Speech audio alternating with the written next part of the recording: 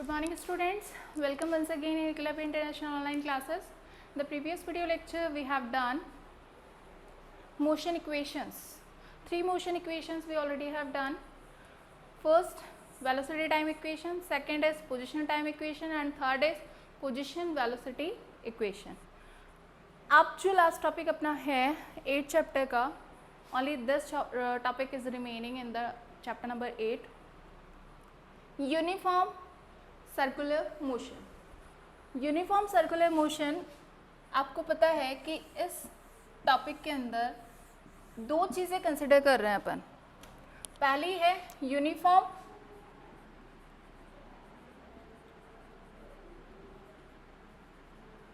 और सेकंड है circular motion.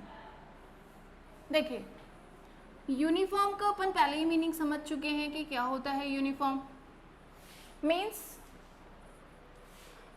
Equal time interval के अंदर इक्वल डिस्टेंस कवर कर रहा है तो उसे यूनिफॉर्म कहा जाएगा. Circular motion means circular path पर अगर मोशन हो रहा है so it will known as circular motion. अब यूनिफॉर्म सर्कुलर मोशन की बात करने से पहले अगर अपन बात करें कि किसी भी एथलीट को या किसी भी रनर को अगर आप किसी पाथ पर, ऐसे पाथ पर सर्कुलेट करवाते हैं, रन करवाते हैं जो कि ट्रायंगल है या फिर जो कि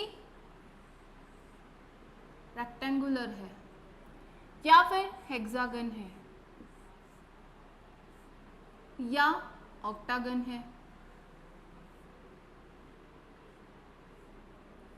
तो इन सभी के अंदर आपको एक चीज नॉर्मली दिखाई दे रही होगी कि ये जो एंगल है बिटवीन द टू साइड्स वो क्या हो रहा है, इंक्रीज होता जा रहा है, बड़ा होता जा रहा है.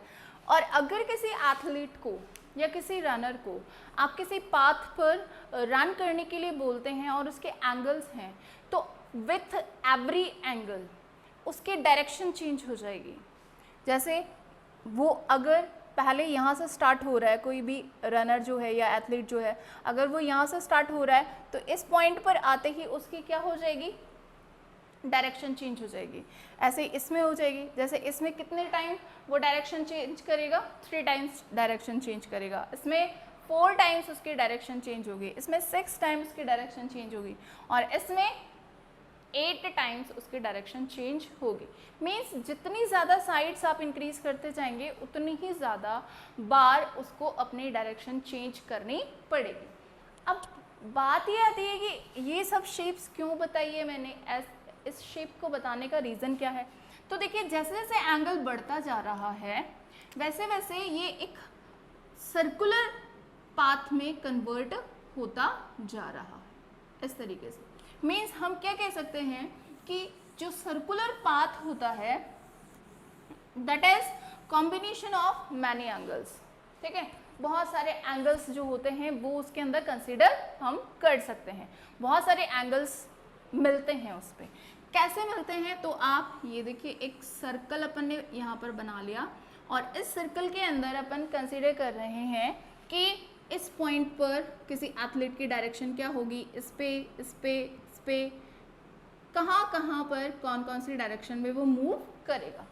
तो एक चीज़ नॉर्मल सी अगर अपन लें जिसके अंदर अपन कंसीडर करें कि एक थ्रेड लेना है अपने को, और बहुत बार आपने किया होगा स्पेशली 14 जैन मकर संक्रांति के टाइम पे थ्रेड लेते हैं, उसके एक तरफ अपन क्या स्टोन बांध देते हैं और उसको एक तरफ से हैंग करते हैं अपने हैंड से पकड़ के और उसको रोटेट करते हैं.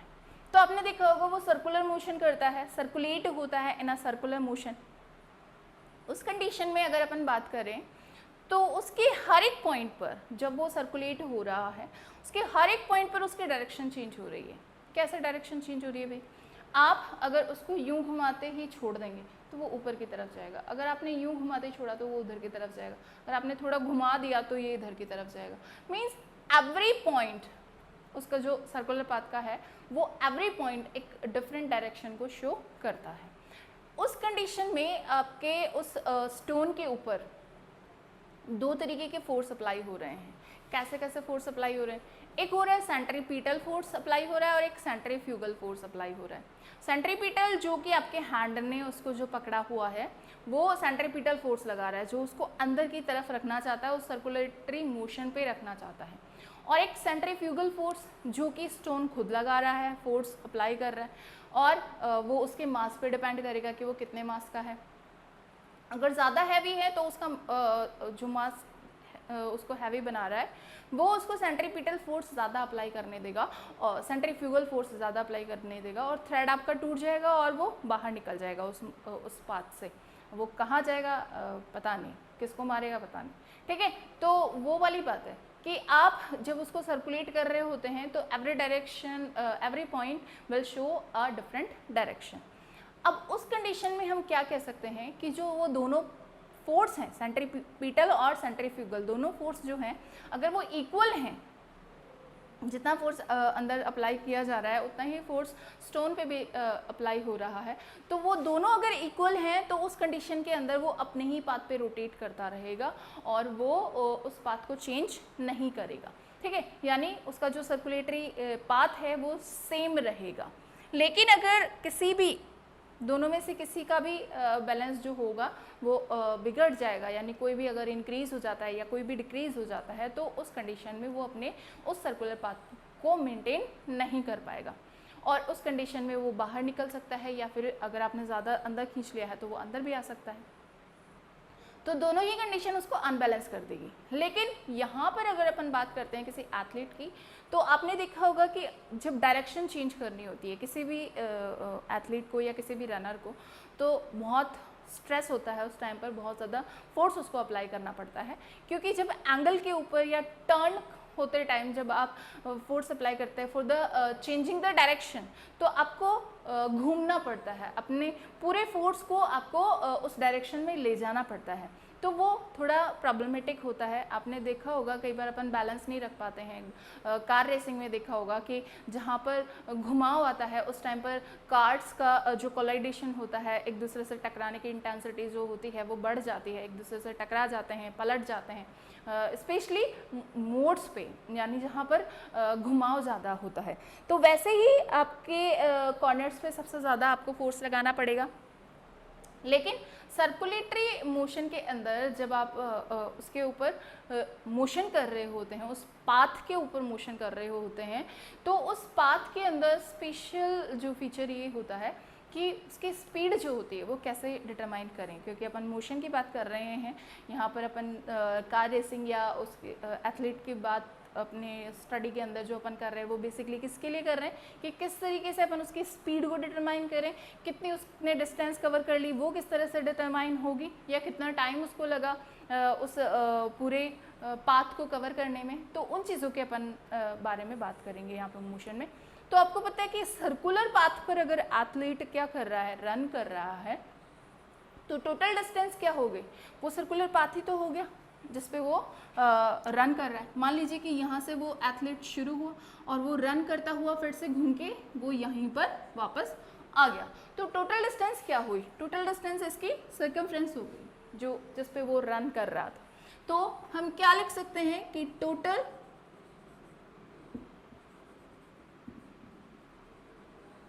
डिस्टेंस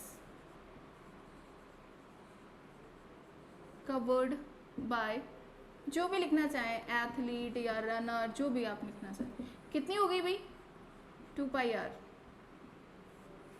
2πr ही होती है, मैथ्स में आपने पढ़ा होगा। और मान लीजिए टोटल टाइम जो कवर करने के लिए इसने लिया दैट इज स्मॉल टी, तो स्पीड क्या हो जाएगी, स्पीड होती क्या है, distance divided by time, covered distance divided by time, ठीक है। तो यहां पर आपकी स्पीड कितनी आ जाएगी, स्पीड आ जाएगी 2πr डिवाइडेड बाय टी। तो यहां से मैं इरेज कर देती हूँ, आपके पास आएगी speed is equals to 2πr divided by T. ये लीजिए, इससे आप किसी की भी रेडियस निकाल सकते हैं, टोटल डिस्टेंस निकाल सकते हैं कितना उसने कवर किया है, या फिर टाइम भी डिटरमाइन कर सकते हैं कि कितने टाइम के अंदर उसने कितनी डिस्टेंस कवर कर ली। तो ये जो फॉर्मूला है, this formula is basic need of our chapter कि किस तरीके से अपन यूनिफॉर्म सर्कुलर पाथ के लिए स्पीड किस तरह से डिटरमाइन करें। देखिए बहुत सारे एग्जांपल्स हैं सर्कुलेटरी मोशन के, सर्कुलर मोशन के। एक नॉर्मल सा एग्जांपल अपन देखें तो अपनी अर्थ ही ले लीजिए। अपनी अर्थ सन के चारों तरफ जो मोशन करती है, that is also a circular motion. Moon earth के चारों तरफ जो सर्कुलर मोशन कर रहा है, that is also a uniform circular motion. क्यों कह रहे हैं अपन इसको यूनिफॉर्म सर्कुलर मोशन? उसका रीज़न है, आपने देखा होगा 365 डेज 1 ईयर इक्वल होता है, ठीक है। और ऐसा नहीं है कि पहले वाले ईयर के अंदर 400 हो गए, या पिछले वाला को कवर करने के लिए भाई इस बार 300 ही चक्कर 300 दिन के अंदर ही चक्कर कंप्लीट करना है, तो ऐसा नहीं होता है ना। ऐसा नहीं होता है। ऐसा इसलिए नहीं होता है क्योंकि जो मोशन किया जा रहा है बाय द अर्थ, वो कैसा मोशन है? यूनिफॉर्म मोशन है, यूनिफॉर्म सर्कुलर मोशन है, क्योंकि सर्कुलर पाथ पे किया जा रहा है और जो डिस्टेंस है इक्वल टाइम इंटरवल में वो इक्वल ही चल रही है, ठीक है। तो इसलिए इसे अपन किसका एग्जाम्पल मान सकते हैं? यूनिफॉर्म सर्कुलर मोशन का एग्जाम्पल मान सकते हैं। ऐसे ही जो प्लैनेट्स होते हैं जो सन के अराउंड सर्कुलेट हो रहे हैं, that is also showing the uniform circular motion.